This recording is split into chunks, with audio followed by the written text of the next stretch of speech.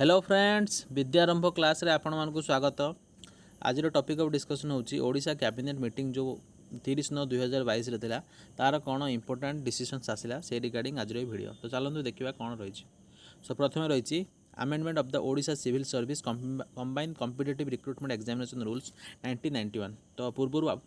थिला UR category को पई 4टी अटेम्प्ट, एससी एंड एसटी को पई अनलिमिटेड अटेम्प्ट एंड एससीबीसी को पई 7टी अटेम्प्ट। आ जदि पैटर्न मेन एग्जामिनेशन पैटर्न कथा कहवा ताहले Odia language English language qualifying paper थिला जोटा कि 300 मार्क इच, जीएस थिला 2टी जोटा कि 300 मार्क इच, इंग्लिश एसए रही 200 मार्क, 2टी ऑप्शनल सब्जेक्ट थिला एंड गोटी ऑप्शनल सब्जेक्ट 2टी पेपर थिला। तो 2टी ऑप्शनल सब्जेक्ट 4टी optional paper 300 mark for each paper. तो total 1200 mark, GS one GS two 600, English हो 200, इंग्लिश एसए हो 200। तो टोटाल रोला 2000 मार्क। या व्यतीत पर्सनालिटी टेस्ट होता 250। तो टोटाल हूँ 2250 मार्क। रिवाइज पैटर्न हिसाब से मेन एग्जामिनेशन पैटर्न रे इंग्लिश ओडिया लैंग्वेज जो क्वालिफाइंग पेपर था 300 मार्क बदल में 250 मार्क कर दिखाई। एवं क्वालिफाइंग इन नेचर रही। देन मेरिट जो काउंट कर एसए जो 200 मार्क था ताको बढ़ाई 250 मार्क कर दिखाई। 2टी जीएस पेपर बदल में 4टी जीएस पेपर कर दिखाई एंड 2टी ऑप्शनल बदल में गोटे ऑप्शनल कर दिखाई। एंड गोटे ऑप्शनल जमी पूर्व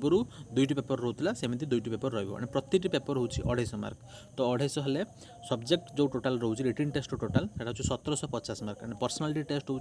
250 मार्क। तो टोटाल हूँ 2000 मार्क। यहाँ हूँ change in pattern main examination pattern. आदि अटेम्प्ट कथा कहवा ताले पूर्व 4टी अटेम्प्ट रोला यूआर कैटेगरी एवं से बढ़ाई 6टी अटेम्प्ट कर दिखाई। नो लिमिट जमी पूर्व था एवं सेमती अच्छी ST SC category and SCBC पूर्व 6टी अटेम्प्ट होता एवं 9टी अटेम्प्ट हो।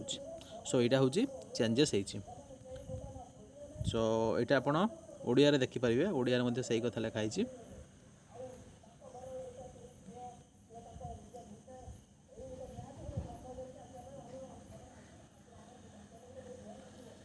बस ये थिला। एंड सेकेंड रहा framing of the Odisha civil service method of examination in Odia medium rules 2022। So ये कहुई कि पूर्वर कौन होता कि जो एग्जामिनेशन होता से एग्जामिनेशन रे प्रिलिमिनारी एग्जामिनेशन मेन एग्जामिनेशन आ इंटरव्यू। प्रिलिमिनारी एग्जामिनेशन रो क्वेश्चन इंग्लिश रे सेट होता। Main examination question Odia language को छाड़ी बाकी सब पेपर इंग्लिश रे देवाक पड़ता। बिकज जो मैंने ओडिया लैंग्वेज एज ऑप्शनल रखुले ओडिया लिटरेचर सॉरी लैंग्वेज नुहे ओडिया लिटरेचर जो मैंने ऑप्शनल रखुले से केवल ओडिया लिखुले बिकज से ओडिया लिखा पड़ो। बाकी जहाँ भी पेपर था जीएस1 को जीएस2 को बाकी जहाँ भी रोला से गुड़ाक सब इंग्लिश लिखा पड़ता इंक्लूडिंग एसए सब जाक इंग्लिश रे रोला। देन इंटरव्यू इंग्लिश रे ही होता। किंतु एबे रिवाइज पैटर्न हिसाब से जदि आप देखिए क्लीयरली लिखाई पॉइंट नंबर 4 रे in order to improve the Odia language it has been propose to prescribe enabling provisions by the way of framing and omnibus rules to the effect that the candidates shall the answer the questions in Odia language except the language subject को छाड़ी देकी बाकी आपण सब किसी ओडिया रे करि परिबे। कहबार अर्थ हूँ जो मैंने हिंदी लैंग्वेज लिटरेचर ने संस्कृत लैंग्वेज लिटरेचर ने इंग्लिश लैंग्वेज लिटरेचर ने बेंगली लैंग्वेज लिटरेचर ने से लैंग्वेज लिखा पड़ो। बाकी जहाँ भी पेपर रोचे आपड़ ओडिया रे दे पारिबे। However the candidates who desire to answer the papers and or to face the interview in English language must exercise option at the time of filling of the application form for the examination। तो जो मैंने English देवाई चाहिए से कौन restriction ना से English दे पारे। बाकी नुआ कथा हूँ कि ओडिया रे समस्ते दे पारे। तो या द्वारा लाभ कौन हम मेन कथा हूँ कि प्रिलिमिनारी एग्जामिनेशनटा बड़ कथा नुहे। बड़ कथा हूँ मेन एग्जामिनेशन जो मैंने ग्रामांचल रोते रूराल एरिया बिलंग करते एक्चुअली सत कथा कह गले कौन कि यहाँ बहुत ही बेनिफिशियल रूल कहीं कहूँ जो मैंने पूरा रूराल बैकग्राउंड कथा कहूँ जो मैंने रूराल एरिया आसपाई कौन हुए से नॉर्मली +3 भी पढ़ती जो कि राजनीति विज्ञान सम्मान नहीं पढ़ती पॉलिटिकल साइंस ऑनर्स नहीं पढ़ती से बहुत पिला देखी से ओडिया ही पढ़ती। पॉलिटिकल साइंस इंग्लिश थाए ओडिया थाए जेहेतु से ग्रामांचल एरिया आसुँच से ओडिया ही पढ़ती। इकोनॉमिक्स अर्थनीति ओडिया पढ़ती हिस्ट्री ओडिया रे पढ़ती सब जगह सब्जेक्ट ओडिया रे पढ़ती किसी भी इंग्लीश रे पढ़ती ना तो से ओएस गोटे स्वप्न देखुले सीरीयसली कह गले यूपीएस तो बहुत सिविल सर्विस तो दूर कथा आईएएस कथा इवन ओपीएस भी से बहुत स्वप्न देखुले आम के क्लीयर कर कि ना से कथा से भूली जाते तो यही जो चेंजेसटा बहुत बेनिफिशियल हे बिकज से ओडिया सब किसी लिखिपारे बाकी किसी डिफिकल्टी फेस हम सपोज गोटे question modern technology related question पड़ीगला तो सही क्वेश्चन जो से लिखापी चाहिए GS4 कथा कहवा GS4 प्रॉपर ओडिया लिखा मुस्किल हो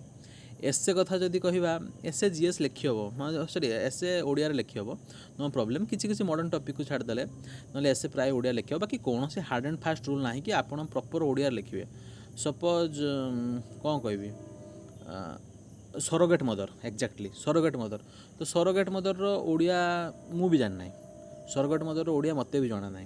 तो सपोज आप सरोगेट मदर लिखापी चाहते किसी एसे लिखापी चाहते तो आप सरोगेट मदर ओडिया खोज मैंने खोजिकी पाइबे बिकज जो रिसेंट पूर्वर जो वार्ड गुड़ाक जो शब्द गुड़ाक ओडिया डिक्शनरी आड कर दिखाई से गुड़ाक आप लिखिपारे मैंने जोड़ा कन्वेन्शनल आप लिखे GS1 GS2 जोड़ा से सब आप लिखिपारे आपण सब्जेक्ट आप जहाँ भी देवे से सब किसी लिखिपारे बाकी जो current topics science and technology से गुड़ाक आप कौन करेंगे सरोगेट लिखुची लिखि दिखाँ स रो ओकार ग ट एमती ढलती सब किसी लिखिपारे तो मोर कह अर्थ होची से कौन हार्ड एंड फास्ट रूल ना कि आप प्रॉपर ओडिया लिखे किंतु आप ओडिया स्क्रिप्ट लिखार अच्छी दंतेश लिखार अच्छी र लिखार अच्छी से भाया कथा तो सहीटा बहुत बेनिफिशियल हम तो यहाँ हिं बहुत भल डिसीजन तो यहाँ थी आउ गोटे इंपोर्टाट चेंजेस तार आप ओडिया पढ़ी पारे कौन लिखाई। नेक्स्ट हूँ सब्जेक्ट हूँ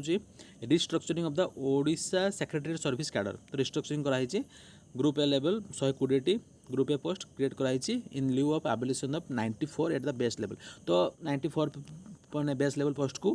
एबोलिश कर दिया कि 120 ग्रुप ए पोस्ट तैयारी कराई तो आप देखिए name of the post under secretary present sanction strength हूँ 257 creation of new post 70 sanctioned strength after restructuring 327 deputy secretary 72 नुआ है 33 टोटाल हूँ 105 जॉइंट सेक्रेटरी 22 न्यू है 15 टोटाल हूँ 37 एडिशनल सेक्रेटरी प्रेजेंट हूँ 8 न्यू हूँ 2 टोटाल हूँ 10 सो सैंक्शन स्ट्रेंथ आफ्टर रिस्ट्रक्चरिंग हूँ 479 तो यहाँ था इंग्लीश रे देन हूँ ओडिया अच्छी ओडिया आप देखिपारे। नेक्स्ट टॉपिक हूँ merger of OMECL with OMC सो यहाँ किसी नुहे माने आपण किसी इंपोर्टेंट नुहे सो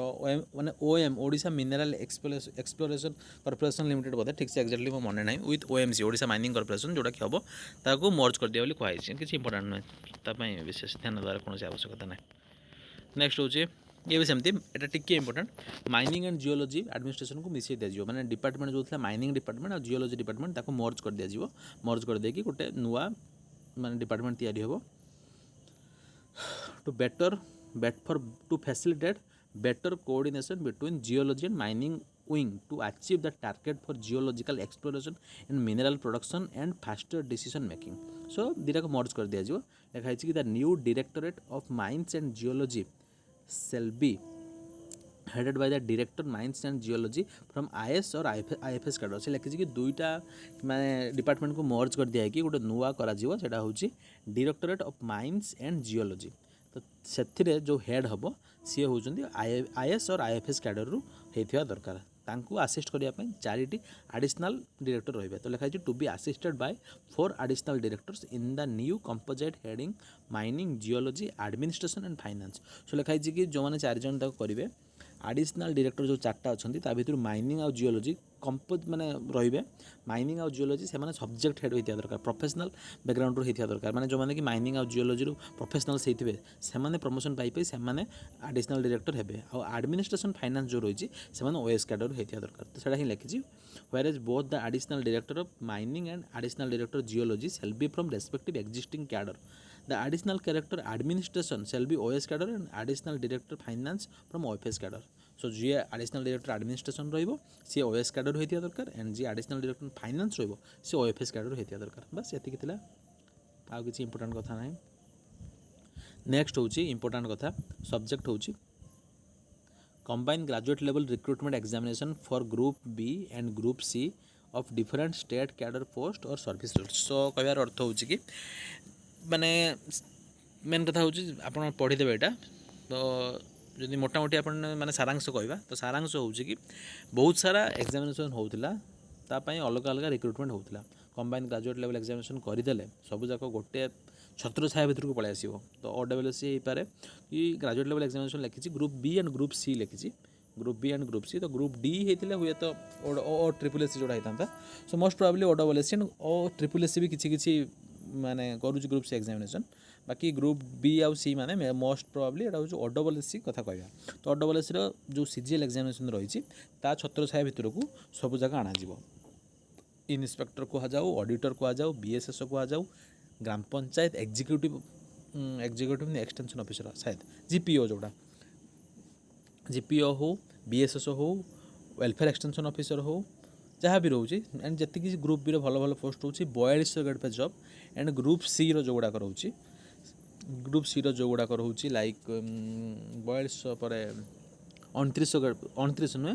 2400 grade pay job 2800 grade pay job से जो जॉब गुड़ाक रोचे सबू जाक CGL अंडर को आसीज ता द्वारा स्टूडेंट्स को टाइम सेव हम से गोटे एग्जाम देकी से अनुसार आप निजर मार्क अनुसार निजर रैंक अनुसार से निजर रेस्पेक्टिव पोस्ट पाइबे माने BSS हो पारे माने WO हो पारे कि इन्स्पेक्टर हो पारे कि ऑडिटर हो पारे तो या द्वारा गवर्नमेंट भी पैसा सेव हम पिला मानकर भी टाइम सेव हम तो यहाँ थिला लास्ट अपडेट सही कथा ओडिया रे मध्य लिखा जाइछि यह द्वारा परीक्षार्थी समय और अर्थ व्यय कम होगा सहित राज्य सरकार मध्य व्यय हार ह्रास पाइब सो यहाँ थिला इंपोर्टेंट अपडेट सो ये थिला टोटाल अपडेट आई होप कि आपण मानक वीडियोटी भल लगी सो जदि आपण मानक वीडियोटी भल लगी तो निहाती मात्रा रे अन्य मानक सहित शेयर करूँ सांग मानक सहित शेयर करूँ वीडियोटी को लाइक करूँ एंड मोर चैनल विद्यारंभ क्लास को सब्सक्राइब करूँ बस जीवा पूर्व आ गोटे कथा कहबी जदि आप ओडिया मीडियम रू बिलंग कर बहुत पछ एरिया बिलंग कर स्टिल आपणकर सब्जेक्ट नॉलेज भल रही ओवरऑल आइडिया भल रही आपण पाखे समय अच्छी जस्ट ग्रेजुएशन पास कर सो मो हिसाब से आपड़ ओडिशा सिविल सर्विस में प्रिपरेशन करिया आरंभ करिया उचित बिकज यही पोस्ट गुड़ाक नॉर्मली कौन कि भल भल जो मैंने जगार पाठ पढ़ुते से नहीं होते भल भल जगार इन द सेन्स कौन से रिच क्लास रू बिलंग करते बोली नॉर्मली से साइंस पढ़ती से इंजीनियरिंग पढ़ती किए माने इवन मेडिकल पढ़ती से इंग्लीश सब भल नॉलेज थाए बोली इंग्लीशटा भल से बुझीपारती बोली से नॉर्मली OS एग्जाम दियंती UPSC सिविल सर्विस दियंती तो जो मैंने UPSC कथा को OPSC कथा को जो मैंने क्लीयर करती ना से बहुत रेयर पिला पाठ पढ़ी समस्ते पाँच बाकी तुम देखो से गोटे सोहेला भाया सिलेबस क्या कराए सोहेला भाया सिलेबस कह इंग्लीशटा जो कर बहुत पिला हैरान हो नॉलेज कहार खराब नुहे मुझे कहूँ नॉलेज कहार खराब नुहे पिला बहुत प्रकार अच्छा गोटे एलिट क्लास जो मैंने कहबी जो बापा माँ बहुत भल भल पोस्ट अच्छा बिजनेस कर पिला इंग्लीश ही साना बेले पढ़ाई था तो से OPSC exam UPSC exam clear करा बहुत सहज हो जाए बाकी सेकेंड हूँ मिडिल क्लास फैमिली पिला कौन भल पाठ पढ़ुं किंतु पाठ भी बुझुं किंतु से कौन कि इंग्लीश बुझुं इंग्लीश सबकिछि पढ़ी पार्टी किंतु इंग्लीश रे लेखिबा और इंग्लीश कहवा पक्षे कष्टसाध्य हो जाए जदिव से सबकिछि जानीपार्टी कौन घटुची मार्केट में चली से सब पढ़ी पारे इंग्लीश न्यूज पेपर पढ़ी पारे कि लेखिबा इंग्लीश प्रॉपर लेखा आउ इंग्लीश रे कहवा मुस्किल हो जाए तृतीय कैटेगरी पिला प्योर ओडिया बैकग्राउंड पूरा गाँ एरिया जो कह जाए ग्रामांचल से जदिव बहुत भल नॉलेज से पचारे भी कहींपर पचारे राष्ट्रपति शासन देश में लगे कि देश में केत माने भोट मिनिमम एज के दरकार किए कौन दरकार से सबकिछ जानते कि से क्वेश्चनटा जो इंग्लीश देखिए एग्जाम से किसी भी कहींपर से किसी भी करें तो ସେଇଟା हूँ मेन कथा तो से नॉलेज अच्छी किंतु से जानीपर ना तो ସେଇଟା हूँ मेन कथा तो यही जो पैटर्नटा निहाती मात्रा बहुत पिला सुहेब स्पेशली जो मैंने रूरल एरिया आसुँच जो मैंने गरीब श्रेणी पिला कथा कहबी तो गरीब वार्डटा मत कह खराब लगे मुझे कहूनी बाकी बहुत ही भल डिसीजन सो प्रिपेरेसन स्टार्ट करूँ मो हिसाब से जदि आप किसी डाउट हो रिगार्डिंग तो मेल करूँ विद्यारंभ क्लास रे मेल करूँ vidyarambhclass@gmail.com आप मेल करेंगे मुझे आपंकर समस्त डाउट क्लीयर करने चेष्टा करी बाकी जहाँ भी असुविधा हम इमिडिएट असुविधा आप कमेंट बॉक्स में जन पारे सो आई होप कि आपको भिडियोटी भल लगी ये रखा थैंक यू वेरी मच।